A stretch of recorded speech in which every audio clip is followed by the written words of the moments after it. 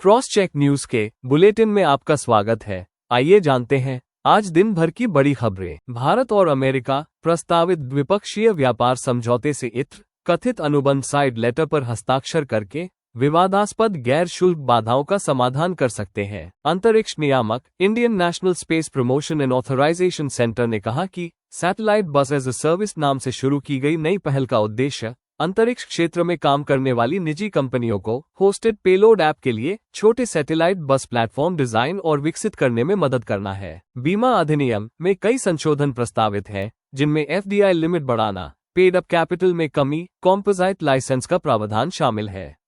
बीमा क्षेत्र में 100% प्रत्यक्ष विदेशी निवेश का प्रस्ताव करने वाला बीमा संशोधन विधेयक आगामी मानसून सत्र में संसद में पेश किया जा सकता है। उत्तर प्रदेश के दशहरी आम की महक पहुंचेगी विदेशों तक, लंगड़ा और चौसा आमों की भी होगी ब्रांडिंग।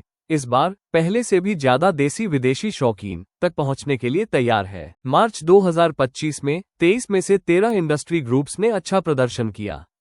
इलेक्ट्रिकल उपकरण बनाने वाली फैक्ट्रियों ने 15.7% की तेजी हासिल की।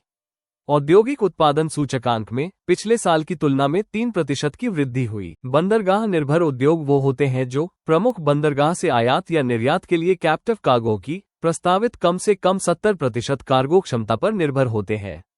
केंद्र सरकार शीघ्र ही सरकारी बंदरगाह निर्भर उद्योगों को प्रमुख बंदरगाहों पर नामांकन के आधार पर कैप्टिव बर्थ की सुविधा शीघ्र मुहैया कराने पर विचार कर रही है। वेदांता समूह की company Hindustan zinc limited potash खनन क्षेत्र में उतरने की योजना बना रही है और राजस्थान के एक ब्लॉक पर नजर गड़ाए हुए है, जहां लिथियम भंडार होने की भी अच्छी संभावना है। भारत में उत्तर और पूर्वी क्षेत्रों के लिए मैकडॉनल्ड्स रेस्टोरेंट के लिए master franchisor Connaught plaza restaurants private limited ने नेटवर्क विस्तार के लिए अगले 3 से 4 वर्षों में 1280.7 करोड़ रुपये तक निवेश करने की योजना बनाई है। वोडाफोन आइडिया के बाद अब भारती एयरटेल ने भी अपने स्पेक्ट्रम बकाये को इक्विटी में बदलने के लिए सरकार से अनुरोध किया है। रेलवे सेक्टर की बड़ी company Indian railway finance corporation का वित्त वर्ष 2024-25 की चौथी तिमाही में शुद्ध मुनाफा 1681.87 करोड़ रुपये रहा।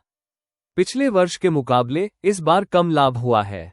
धन्यवाद। आपका दिन शुभ हो। राष्ट्रीय एवं अंतर्राष्ट्रीय समाचारों के लिए क्रॉस चेक न्यूज को लाइक, शेयर और सब्सक्राइब जरूर करें। देखते रहिए क्रॉस चेक न्यूज।